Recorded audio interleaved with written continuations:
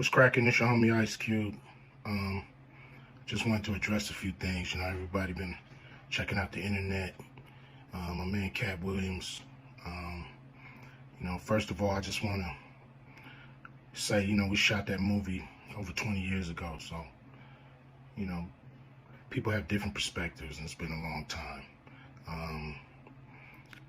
I also want to say, every comedian that I've worked with, every comedian that I've put in a movie, I only put them in the movie because I thought they was funny. I thought they was perfect for the part. I tried to put them in a position to win.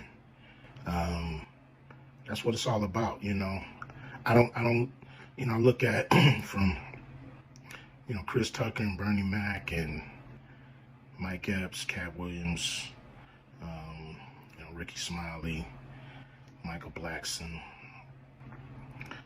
Cedric, Kevin Hart. All these guys I know are funny as hell. I didn't discover them. They were doing their stand-up or doing their thing, and I knew that they were great and that they could act, and that if I have an opportunity, I was going to give them an opportunity. To me, that's what it's all about. As far as specific things, Katt was 100 on a few things. Most of what he was saying, a couple things, I just want to clarify. When we bring in a new, comedian, we do have them try out for different roles. So Ricky did give Money Mike a shot.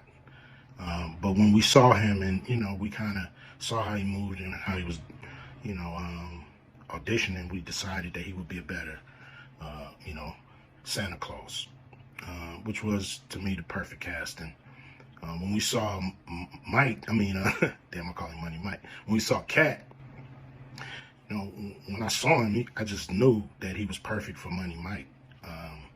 And, Katt, said he wrote his role, which, the role was written, but he enhanced it. This is why Katt was so dope in the movie.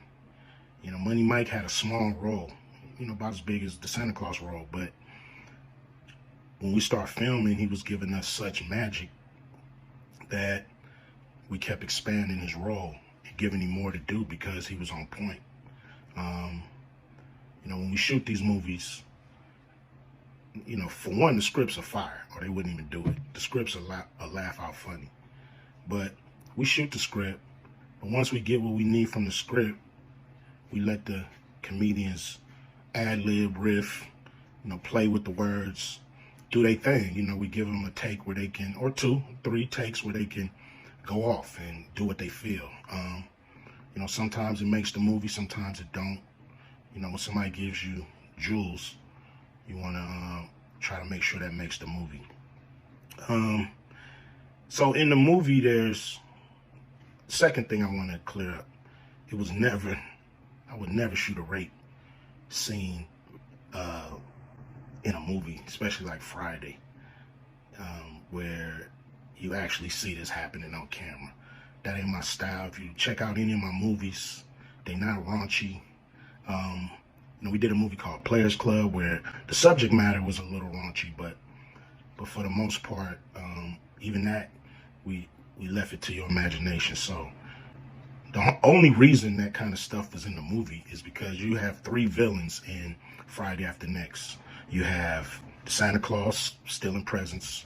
You have Damon, just got out of prison, sweating Craig and Day for the rent money. And then you have Money Mike, a pimp that treats his woman, like a property. So Craig is always fighting the villains in the movie, from the Joker Brothers to Debo. And so we already had Craig fighting Santa Claus. And the only real way to get rid of the other 2 villains was to have them go against each other. And the plier joke was always in the script. It was never, we would never ever show that. That's not my style if you look at any of my movies. So, that was never a discussion. We, at that point in everybody's career, you know, we would listen to a certain extent, but we wasn't gonna change the movie for any actor. You know, we do what we feel, and if it was a rape scene, it would have been in the movie. There was no reason not to shoot it. But that's not my style. I don't even like that kind of shit in movies, on camera. And so, you know, that was, to me, a little discrepancy there.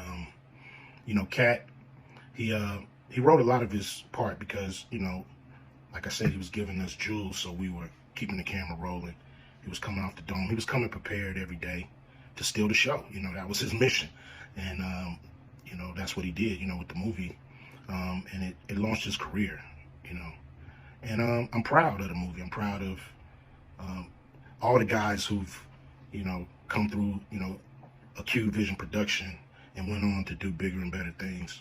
And look, you know, a lot of people are talking about pay and how much they was paid on these movies that were extremely low budget. You know, most of these guys work a couple of days, you know.